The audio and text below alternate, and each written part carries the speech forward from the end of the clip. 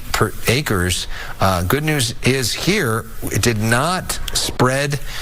We did not see any structures burned, and most of the evacuation orders have now been lifted. So some scary moments in Hollywood tonight, but it looks like the worst of that fire is now over. Meanwhile, Palisades fire, worst situation here. Burned more than 17,000 acres, more than 1,000 structures destroyed, probably numbers higher than that. Still at 0% containment.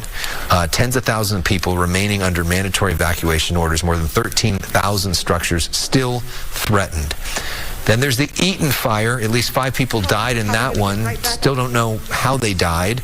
At least 100 structures have been destroyed there. Over 10,000 acres, 0% contained. We've been watching, real devastation. The worst devastation in all this we've seen is in Pacific Palisades, is in Malibu on PCH, and in the community of Altadena. And then there's the Hurst fire. This is in Sylmar. This one not as bad.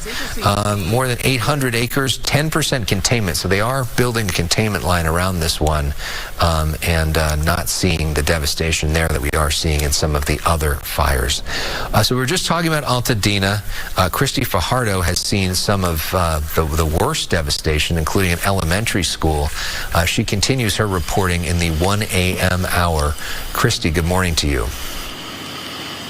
Good morning, Alex. It's actually a middle school. We're standing in front of Charles Eliot Magnet Art School, and you can see how much it has been damaged. It has been hollowed out. This is a 2-story building. The roof has collapsed. There's no longer a floor separating the two.